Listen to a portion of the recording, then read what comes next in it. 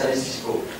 Je voudrais vous citer un homme que j'ai appris à connaître, qui s'appelle M. Meigri, sur la dernière remarque. Et régulièrement, j'ai siégé parfois avec lui à la commission des affaires sociales où on débattait de l'histoire de la retraite. Et comme j'avais dit un jour à Mme Touraine, en disant les 3 nuits que nous avions passées ensemble, c'était à la commission des affaires sociales, je vous rassure. Et donc, il disait comment faire en sorte que la dépense publique ne soit pas, je dirais, populaire et en fonction, je dirais, de la dépense des collectivités. Or, ce que vous venez de dire, si vous demandez à la population s'il faut un 4e gymnase, la réponse est oui, tout de suite. Tout de suite. Voilà, mais c'est comme ça. Mais cela étant, vous avez raison, Jean-Claude va compléter, c'est que bien évidemment, il faut faire une programmation. Bien évidemment, il faut affiner les besoins. C'est vrai dans d'autres domaines, que ce soit dans les domaines culturels, que ce soit dans le domaine, on ne va pas se lancer comme ça. Il faut d'abord savoir où on va le poser, parce que ça pose des problèmes, je ne le cache pas. Et deuxièmement, il faut qu'on ait une programmation et qu'on voit exactement ce qu'il en est. Ça ne va pas se faire en disant on construit plus bas. Voilà. Alors, avant de prendre la parole, parce qu'il y a... Oui, sur le début. C'est juste sur le début, effectivement. Les bases complémentaires, c'est 250 000 euros, supplémentaires 210 000 euros, pour expliquer les 100%. De l'autre côté, sur les 97%, c'est tout à fait dans l'axe d'ailleurs de l'an dernier, où on était assez proche. C'est en fait le fait des dépenses de fluide, par exemple, qui sont inférieures. Ce sont aussi les efforts constants des services au niveau entretien, au niveau fourniture, les nouveaux marchés qu'on passe à l'extérieur pour économiser. C'est tout l'effort qui est fait justement pour diminuer les coûts. Et au niveau personnel, on prend une certaine attitude de prudence. À chaque fois qu'un poste est ouvert, on le considère comme, évidemment, on considère la somme pour l'année. Donc, comme il y en a certains qui ne le sont pas tout de suite, ça crée évidemment un différentiel qui explique le 97,5%. Donc, c'est ça l'explication en grande partie de l'écart et donc favorable à ce niveau-là sur les dépenses. Jean-Claude? Oui, concernant ce projet de 4e gymnase ou dojo, je suis surpris de votre réflexion, puisque vous êtes membre de la commission sport, vous avez participé, vous avez dit la même chose que vous nous dire ce soir, à laquelle je vous avais répondu, que nous sommes en début de processus et que je vais interroger les différents clubs qui seraient susceptibles d'utiliser ce futur équipement sportif. Et vous êtes conviés à une réunion du 10 mars. Donc vous avez tous les éléments. Et effectivement, comme dit monsieur le maire, si on interrogeait la plupart des habitants, ils diraient oui tout de suite. Et vous voyez qu'on ne se précipite pas, puisqu'on vous convie à la réflexion et on convie les clubs, principalement ceux qui seraient destinés à l'utiliser. Écoutez, c'est très bien puisque vous connaissez la réponse. On a des processus qui ne sont pas chers, ben, mettez-le en œuvre et puis on regarde. On va lancer une programmation. On va interroger les associations et l'adjoint au sport va le faire. Ça vaut aussi dans d'autres domaines. On n'a pas besoin de... Je dirais ça, on le fait naturellement. On le fait naturellement. On l'a toujours fait.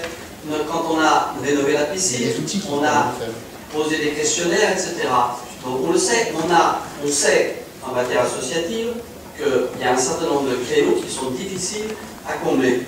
Alors, vous avez parlé de la ville de Carrière, regardez la population et regardez les équipements qu'il y a en face. Vous serez étonnés. On est bien en dessous, la maison Lafitte. Vous avez la même chose, notamment à Croissy. Vous avez, ça ne veut pas dire qu'on va être à leur niveau, mais quand on regarde un certain nombre d'équipements, moi j'ai cru, je vous le dis en toute honnêteté, en matière, parce que nos prédécesseurs avaient fait beaucoup de travail en matière sportive. J'ai cru qu'on avait la capacité d'une ville de 30 000 habitants. Mais quand on regarde ce qui existe ailleurs, on s'aperçoit qu'on a pris du retard, même si on a fait un certain nombre de choses, on a rénové la piste d'athlétisme, on a fait des travaux sur POPD, etc. Mais de ce côté-là, je suis désolé, une ville comme Ménil-le-Roi, 6 000 habitants, 2 gymnases. 23 000 à Maison Lafitte, 3 gymnases. Hein? Mais le problème, c'est que ça, c'est difficile. Madame Géant, vous voulez dire un mot? Oui, je souhaiterais dire qu'il faut bien sûr que chaque service puisse analyser ses besoins et les exprimer. Et qu'en matière culturelle, il y a également de gros besoins, notamment sur le conservatoire, puisqu'il y a un grand nombre d'enfants qui apprennent en ce moment la musique dans des conditions qui sont quand même très... On est bien d'accord, et c'est bien pour ça qu'il va falloir ensuite arbitrer.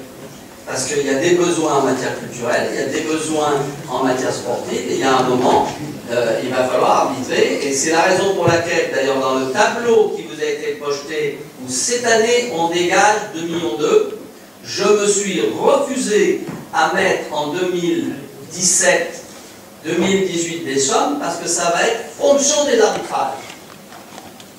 Parce qu'il va falloir en parler, on en parlera d'ailleurs ici. Donc n'ayez aucune crainte, ça ne va pas se faire au doigt levé en disant « paf, j'y vais ». Il y a tout un travail de programmation à faire avant.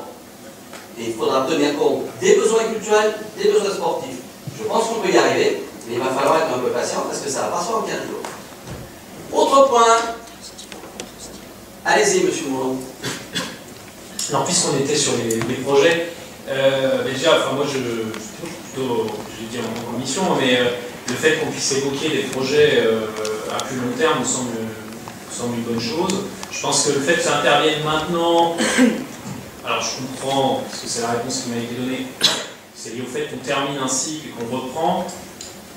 Je pensais qu'on aurait pu anticiper un peu plus. Et surtout, je continue de penser que ça vaudrait le coup de croiser ce débat avec le débat qu'on va avoir durant cette année dans le cadre du plan local d'urbanisme. Puisqu'en fait, une des problématiques liées à la programmation de nouvelles structures, c'est quand même bien de savoir où on va les mettre. Donc voilà, c'est devoir porter question de dépassement du conservatoire ou de création d'un gymnase à la fois sur le plan fonctionnel, parce qu'on en a besoin. La réponse est, quelqu'un a des éléments de réponse, et moi j'ai mon idée aussi là-dessus, on aura un débat. Mais il y a aussi la question de la faisabilité, de savoir où ça peut être placé. Et le PLU, la réflexion qui va avoir lieu cette année, est quand même une bonne occasion de pouvoir mener cette réflexion. J'ajoute un autre point, c'est que ces 2,2 millions qui sont inscrits cette année, à peu près la dynamique des projets, quand bien même on décidera assez vite, on ne se rend pas 2,2 millions sur ces nouveaux projets qui seront dépensés. Il a été évoqué tout à l'heure une ouverture sur le fait que par rapport à l'accessibilité, il y a plus de dépenses que 300 000. Je n'ai pas connaissance de l'agenda qui a été remis à DAP pour savoir sur combien d'années on avait prévu de mettre 300 000 euros. Est-ce qu'il n'est pas concevable d'accélérer l'agenda justement pour si dans l'hypothèse où on ne mettrait pas en place de nouveaux projets à hauteur de 2,2 millions, de pouvoir effectivement aller un peu plus vite. Je ne sais pas si c'est une question de maîtrise d'ouvrage ou de dépenses, ça me semblerait être une solution également à envisager assez sérieusement, et surtout si on a prévu des mises en accessibilité pendant plusieurs années. Voilà. Alors, M. Bourdon, plusieurs choses. Un, l'agenda sur les équipements de mise aux normes handicapées est passé en conseil. Vous étiez là. Et la facture est salée. Il y a 8 millions. Il ne faut pas croire qu'on va faire tout beau. C'est le problème. On nous met des normes. Moi, je vous dis, je redis, hein, pour ce qui est des handicapés, je ne souhaite à personne d'être dans une petite chaise. Et nous avons fait de gros progrès en matière de prise en compte de ces handicaps. Mais vous avez vu ce qui s'est passé d'ailleurs au Parlement. Vous avez suivi. Le gouvernement que vous connaissez a repoussé la date de mise en œuvre de ces projets parce que c'était irréalisable. C'est aussi simple que ça. Donc on va continuer, bon, mais on est loin effectivement d'atteindre encore les nécessités telles qu'on devrait le faire. On a un retard gigantesque et il n'est pas là seulement, il n'est pas simplement diplomatique, il est partout en France. Ça c'est le premier point. Sur le deuxième point, je suis un peu étonné de votre remarque. Pourquoi? Parce que lorsqu'on fait un PLU, sauf si le projet est déjà bien abouti et qu'on sait exactement ce qu'on va construire, quelle surface on va construire, dans quelles conditions on va le construire, etc., là on peut dire on va le mettre là. C'est pas comme ça qu'on marche dans un PLU. Ce que l'on fait, c'est que l'on dit là, sur cette zone, on va mettre des équipements publics. Et là, il y a effectivement des possibilités à la Maison Lafitte, mais il n'y en a pas 36. Hein. Il y a le quadrilatère entre l'avenue de Saint-Germain et la rue du Maréchal Foch. Il y a une réserve à Montebello, sur laquelle il va falloir regarder exactement quelle est la faisabilité. Et puis, c'est à peu près tout. Ensuite, on a des zones dans lesquelles on va essayer de développer justement des activités. Ça Parce que je vous rappelle, nous avons aussi l'obligation de développer les activités. C'est un équilibre entre les deux. Il n'y a pas que les logements sociaux, il n'y a pas que les logements, il faut aussi des activités et il faut des équipements publics.